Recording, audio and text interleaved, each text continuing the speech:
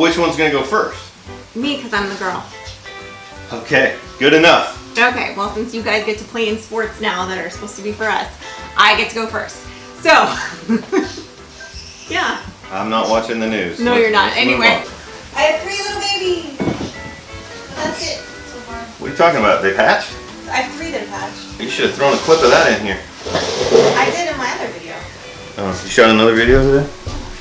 Remember I was walking around with the GoPro and I was like, why are you gardening in your underwear right now? Oh yeah. hey guys, welcome to TCR. Sid here. Thanks for clicking on the video. Don't forget to hit that subscribe button if you haven't already. Today I'm going to tell you why you need to be starting your vegetables from seeds.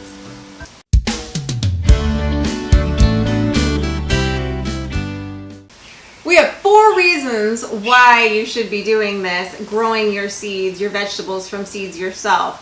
And stick around to the end because we have a bonus pro tip for you that you do not want to miss. That's right. So let's get into it. Reason number 1. When you grow your plants from seed, your investment is so tiny compared to when you're buying those 6-packs from the big box stores. So you get a 6-pack of like lettuce from the big box store around springtime, and it's $3 or $4. This pack of seeds right here is $3 or $4. So if you think about it, you could start 100 tomato plants from 1 pack of seeds, and then you could grow those for 4 to 6 weeks until you have 4-inch pots like this. Now when this is another week or 2 old, it's going to be about the size that you would pay $3 to $4 for this 1 plant from the big box store. In 6 weeks, you will have from $3 or $4 what would cost you $300 or $400 to buy. So it is such a huge money saver to start your vegetable plants from seed. Reason number 2 is that you have more options. Right. For example, I really like patty pan squash, but that's really hard to find at the store. A lot of times you only find like zucchini and things like that, yellow squash. Right. So being able to have your own seeds and start them yourselves, you can start growing whatever you want. Absolutely. I mean, you get more varieties, more options when you're going with seeds, especially from like Baker Creek heirloom seeds. So I have all these varieties of heirloom tomatoes that I've started. I would find none of these at the Home Depot. Right. None of them. I have a particular variety of Roma tomato that is not the variety that they stock there. This is the one I want to make sauce out of.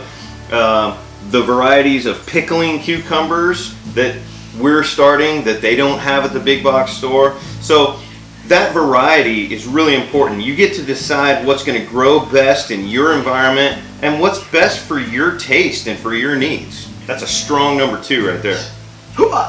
So number 3 is that starting your own seeds allows you to really work and hone some valuable skills that'll lead you to becoming more self-sustainable. Oh, absolutely. I mean, think about this. When you're growing your own open pollinated and heirloom variety plants, you can harvest seeds from those plants, and then you can correctly store those seeds and plant those seeds again next year. So over time you become so much more self-sustainable and you're learning really valuable skills. Right, and you're not waiting for your seeds to come in the mail or relying on whatever the big box store near you has in stock. And keep in mind, if you are buying your seeds, like I've bought a lot of seeds here, and I've stored a lot of my own seeds.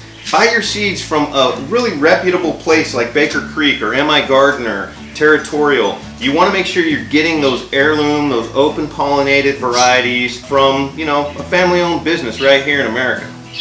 Reason number 4 is that you get to start gardening even earlier in the season. Yes! You don't have to wait for the seeds to come in or go hunting for the variety that you want at the store and hope that it didn't sell out first. You're in control of your own timeline. That's right. And you know what? I get so excited about springtime. I love seeing these seeds pop up. I love seeing them progress. I just love everything about gardening. So for me, if I get to start my seeds 6 weeks before last frost, some of them, I've started gardening that much earlier in the year. I've extended my growing time. And I will put a link to the grow lights and the timer that I'm using for all my seeds in the description below.